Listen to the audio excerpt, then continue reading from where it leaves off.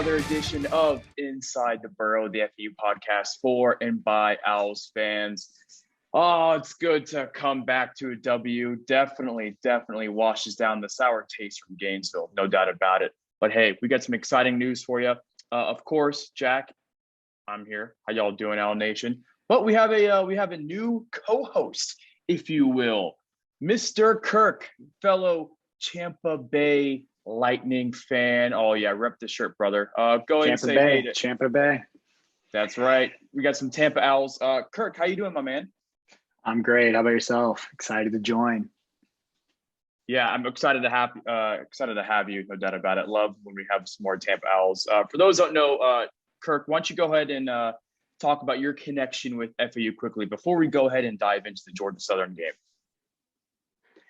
Well, I graduated back in 2012, so was big supporting through going down to Lockhart back when I was in undergrad. My last season of undergrad was when we started the stadium, been a season ticket holder ever since. So, it's my fall passion is coming to a FA football game. So, love football, love to talk about it, love the program. So, it's exciting for me to be able to just talk about the program now, as a fan, and of course now at least talk about it here with everybody and with you, most importantly, Jack. Yeah, no, and I appreciate hearing that, no doubt about it. That's just crazy to think that I think it was the second year at the stadium was your last year then, right? No, my first because I went I graduated because I got to prolong my college career, so I got to enjoy 1 year in the stadium as a student. Always got to try to do the 5-year plan, so I stuck around for that extra semester. So I got 1 year in the stadium. So I think 10 years is coming up soon. So it's crazy that 10 years has already been. The stadium's almost 10 years old too. So I guess it is 10 years. Is this the 10 year of the stadium? Yeah, this would be it. Yeah. Yeah. So it's crazy. So yeah, love the program and, moved down, after graduating, never left down South Florida. So I live in Boynton, so live here full time. So it's home. Yeah. And I definitely know what it's like to take the scenic route when it comes to getting your degree. So you're in a safe space there, my man. Oh yeah. And that is a really great point. I want to say October 15th is going to be the 10-year anniversary of the stadium opening. That's something that we really haven't been able to talk a lot on, whether on the Owl's Nest or on Inside the Burrow. And that's Kirk right there with already bringing the heavy hitters just like that. Yeah. Just making myself feel old. I'm right there with you, no doubt about it. I was doing like an online class, and I'm just in a class full of like Zoomers last spring, and it's like, oh man, this is rough. Anyways, let's go ahead and talk about that beautiful win over Georgia Southern. Man, it was a bit nerve-wracking at first, but the boys definitely found a way to kind of get over that hump. I want to say midway through the second quarter, the Jordan Helm fumble recovery was massive. That turn the tide, gave us momentum. And then some adjustments we made at halftime. I think Rick actually mentioned that in his takeaways after the game. But Kirk, what about for you? What do you think really turned the tide in FAU's favor? And what is something that you really liked from Saturday's game?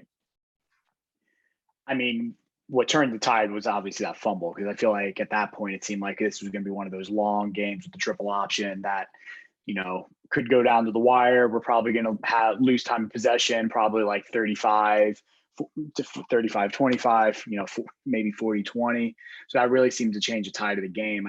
Going back to when we gave up that long third, like what was it, 3rd and 16, 3rd and 15 on just a standard triple option, at that point, that gave me worries like of what the game was going to turn into. But clearly the adjustments that were made to be able to combat that triple option, because when you look at the second, basically from that fumble, Georgia Southern basically did nothing on offense the rest of the game, other than a few plays here and there. So the adjustments the defense made, or just got settled into the game and understood their assignments more. So maybe it wasn't even adjustments; it was just understanding their assignments and because that really is one of the key to triple option football is if you're off assignment, they're going to hit their big plays and you can't stop it. So, I just think the defense really settled into the game. So that was the thing that was most exciting, especially looking at it.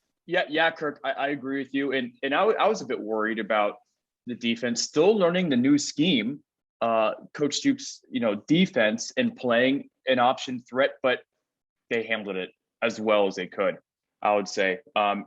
It did help that Georgia Southern, I mean, again, they didn't have their starting quarterback who's had academic issues. They then put their third or fourth string quarterback in because Cam Ransom got hurt for a little bit. Their number 3 guy started playing running back because their starting running back had some issues. So it was definitely a day that worked out in our favor when it came to the logistics of the Georgia Southern offense. And I'm just happy that we were able to take advantage of it. Coach Taggart, I don't think you shouldn't apologize for taking advantage of those situations. That's what good teams do. Yeah, absolutely. I mean, imagine all the times throughout the decade, you and I have been, the last 10 years of following FAU football where we had little things go wrong and teams would punish us for it. And it's kind of nice that we have the talent and we have the understanding of the fundamentals of our offense and our defense and the special teams to be able to exploit those weaknesses in other teams. Absolutely. So, Coach Taggart, he said last week, he said it in a post-game presser. He said it again this morning. We're recording this Monday morning that since he's been at FAU, he has not had all 3 aspects of the team firing on all cylinders at the same time. And he said that this was the first time that it happened. And it was definitely great to see. Now, I think it puts FAU in a great position coming up with the rest of the year. That being said, before we jump into X and O's regarding the next game, Fordham, an FCS team that could give the Owls some fits, let's talk about the game day experience real quick. Now, this was the first game at FAU Stadium of the season, the home opener, but it's also the first game in 2 years, really, because of the COVID protocols and things. Things are kind of going back to normal. And obviously, I'm up here in North Carolina, and from what I saw, I was pretty happy with the student turnout over there in the sweltering heat. I mean, 100-degree heat index is a joke, but also the alumni side underneath the tower looked great as well. And a lot of times you see the fans there kind of around the bar, just hanging out in there and with the air conditioning or the fans, I should say. But they were in the seats and they were making the noise. And it even seemed like the end zones were fine, were decent. Maybe not the end zone where the scoreboard is in, but it looked like a pretty decent crowd.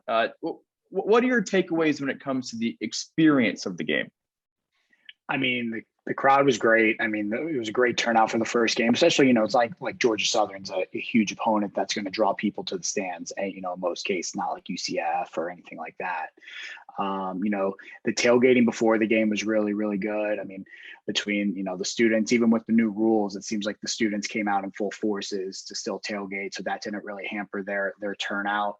Only disappointing, I would say, on their end is like maybe it's more on the schools. They cut out tailgating about an hour before the game started. So we were kind of where we were tailgating was towards the IVA dorm. So we saw a lot of students heading back towards the dorms after they cut the tailgating. So as good as the student crowd was, I feel like it could have been way better if they let them tailgate a little bit longer, especially with this, like we talked about, the sweltering heat. So if you let them tailgate a little bit longer, they're not going to go sit in that heat. The crowd inside was great. A couple, we always kind of discuss like FAU, when we do get good crowds, they always seem to drop the ball a little bit inside the stadium. Really long concession stand lines. The bar seemed understaffed, which, could be understandable because like a lot of things, especially the service industry, are short on staff. So, it could very well be because of that. So I don't want to totally throw blame there because, join the club when it comes to that type of thing right now. It seemed like it was also kind of a free for all on the Hyundai deck. They weren't really checking tickets. So it seemed like, you could kind of come and go as you pleased, whether if you were sitting there or not. But I mean, overall though, the crowd, was great. So I think it set a good standard for the rest of the year to move on. So hopefully they can kind of follow that up with Fordham and obviously with the Shula Bowl after that. So I think it gave, it felt like a good atmosphere. It wasn't a dead stadium. There was cheering. You could make a little bit noise. The crowd felt like there was a nice presence. So it was a nice opening game, especially just having stuff back to normalcy from last year when, you were just going, if you were going, and there's no tailgating, it was truly just you go to watch the football game, which, I think football is great. We all love football, but the best thing about college football is everything that comes with it. So, and we got that back, on Saturday. Yeah, here. It's the pageantry of college football that makes it special, no doubt about it. And one thing that I think of is traditions when it comes to college football. And I thought it was so freaking sweet to see the football team. We've seen the we win, we sing tweets and videos and Instagrams and everything inside the locker room. But it was so cool to see the team go to the other side of the field, join the student section and sing the fight song. And I think that could be a great treat for the students that stay all the way, because if you saw their faces, they were having a blast with that. And you could see that the players loved it too. Coach Taggart was there eating it up. I think that's something that the university and the program and marketing could hopefully build upon. And maybe that can become something that carries with the program. I mean, and you see it all the time. The singing of alma maters and everything after a game in front of the student section. Obviously, we're still trying to build a sense of tradition, but at least we can do something similar, right? And it shows appreciation back to the band and the students who, like you said, did stick it out. Because, I mean, I feel like especially for the band, they want to be performing for somebody. So to show that, I mean, like anything in life, you want to show that the appreciation. Because, I mean, in the past games, I know former band members have pointed out to me how like the band will be playing after the game and, the players are just going inside the stadium or kind of just, was ignoring them. So it was a great sign of just bringing everyone in together to making them feel part of the end of the game experience. So yeah, I mean, that's a great point. I didn't even think about that, until you just said it. So absolutely. Well, and that's a great point to you as well. I feel like one of the most common complaints about FAU tradition and culture is the band. And it seems like they're looking great. So I want to give a shout out to the Marching Owls. I saw them in Gainesville, saw them again over this weekend. It looks like they're bigger. They're louder. And the thing I think it's most important in all of that is that they look like they're having fun and that they're excited to be doing all these things. And that's something that can definitely help build tradition with FAU football. So hats off to the band. Love seeing that, guys. So thank you for everything that you do. And Kirk, I'm happy that you mentioned that. All right. So let's go ahead and dive into the Fordham Rams. This one's interesting, guys, because Kirk and we were talking about this right before we hit the record button. They were in a fight with Nebraska in Lincoln right after Nebraska had their embarrassing loss to Illinois. They were in there for the first half, right, Kirk? It ended up losing 52-7. But you said they had a turnover late in the second quarter, and that kind of turned the tide. So yeah, I mean, it was a 3-point game up until about 4 minutes left in the second quarter. So yeah, and then Nebraska put up 2 late scores to kind of blow it open going into the second half. Yeah, I mean, could you imagine if Nebraska really struggled with that one? I don't think there's a way Scott Frost would survive. But we move on. Fordham is going to be 0-2 as they head down to Paradise. They lost to Monmouth last week, 26-23. A close game. Let me got some stats here for you guys. Despite the loss, the quarterback Tim DeMorit and linebacker Ryan Greenhagen, they won the Patriot League, their conference, Players of the Week for both offense and defense. DeMorit, the quarterback, went 27 for 49 for 352 yards and 3 touchdowns. So all 3 scores came via the air for the Rams. But the most interesting thing is Ryan Greenhagen. Listen to this. This dude is nuts. He had 28 tackles last week against Monmouth. Wow, impressive, right? That's nothing. He just set the NCAA record for 31 tackles the week before at Nebraska. That is insane. This dude's a monster. I mean, he's getting around the ball. I mean, whether if it's 10 yards down the field or at the line of scrimmage, I mean, that putting up those type of numbers around the ball is incredible. It's something that we would say often is that it's always worrying when your safety is leading the team in tackles. We see that at FAU when it comes to playing a lot of the power schools, or back in the years when, I mean, Kirk, I know you remember, I unfortunately remember the down years, no doubt about it. When even we're playing Conference USA teams, it would still be, I don't know, Sherrod Niesman as a leading tackler. Yeah. But that being said, I mean, Greenhagen is a linebacker who is just at the right place at the right time constantly. I mean, he reminds me of Azeez Al-Shaair and Rashad Smith combined into one.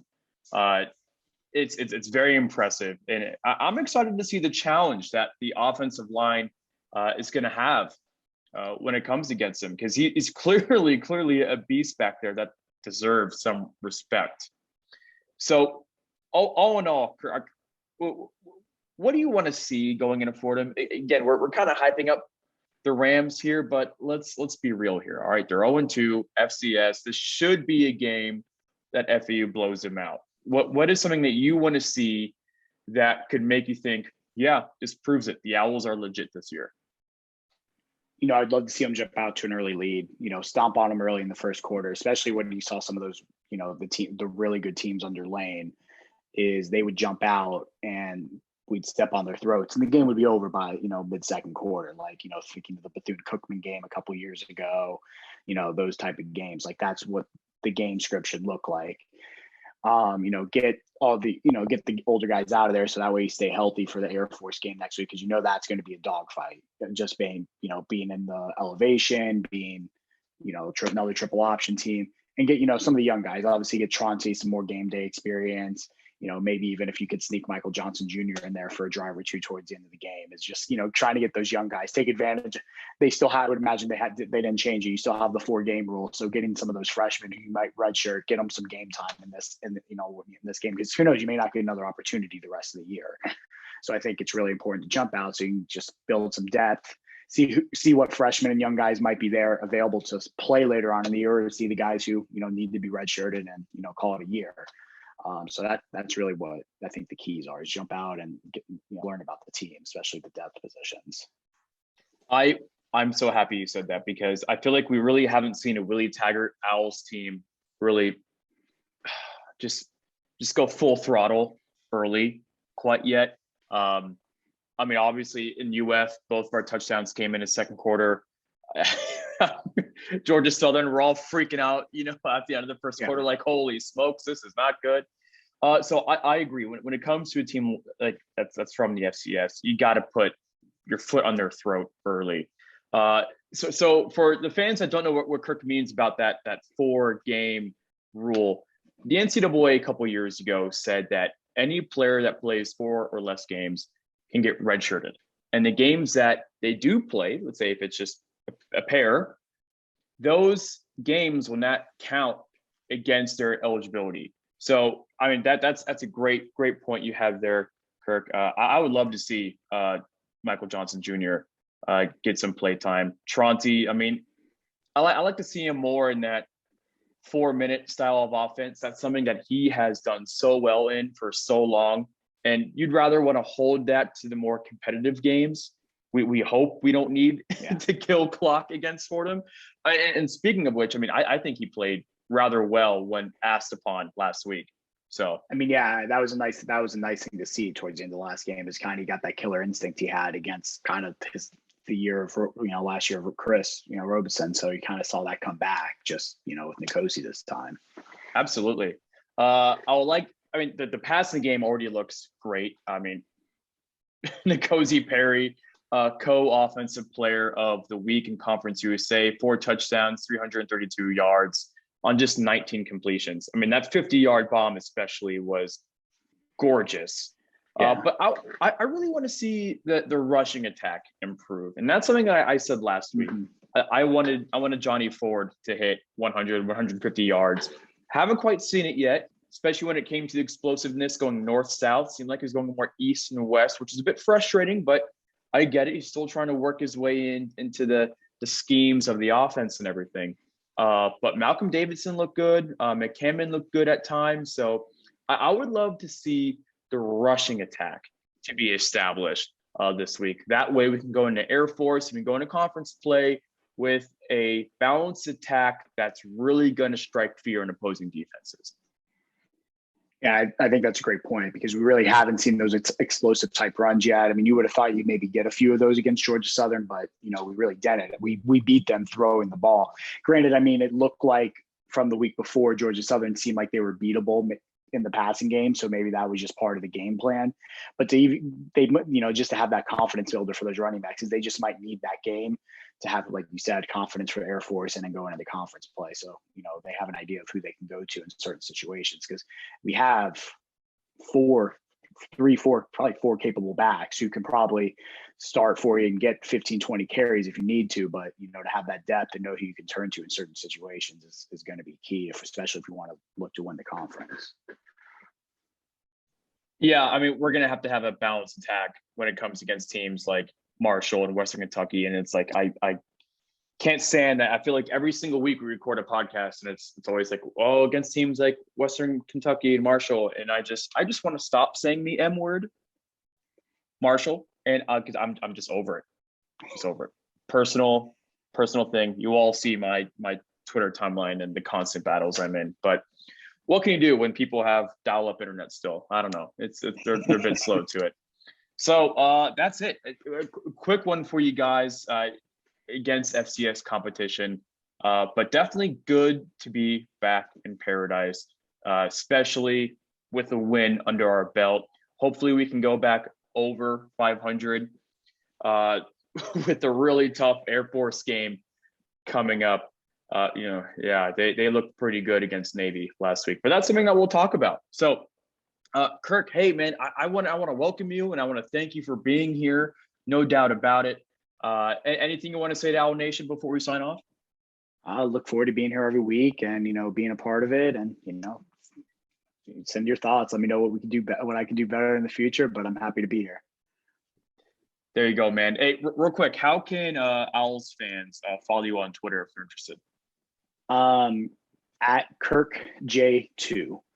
So you'll be seeing a lot of FAU tweets, probably some Tampa Bay tweets, and a lot of soccer tweets. So hey, there you go. Be ready for some soccer tweets if you don't like soccer. See, so you all can see why I have Kirk on the pod. Yeah, another soccer guy. Here you go. A lot of common things to talk about here. Brilliant. There you go. Well, all right, Owl Nation. Thank you so much for following yet again. We really appreciate everyone's support. Hopefully you all saw that we are back on Spotify and Apple Podcasts. Thank you so much for your patience. But remember, guys, the very first place where you can get our episodes will be fuowlsnest.com and on YouTube. So make sure you're there if you want to stay up to date on all the hot takes. So there we are. Kirk, welcome. First one in the belt. Brother, good job. Appreciate it. Thank you. Likewise. There, good stuff. And Owl Nation, we'll see you next week. Knock on wood. Hopefully we're 2-1. If not, we're gonna have a really long conversation if we're 1-2 next week.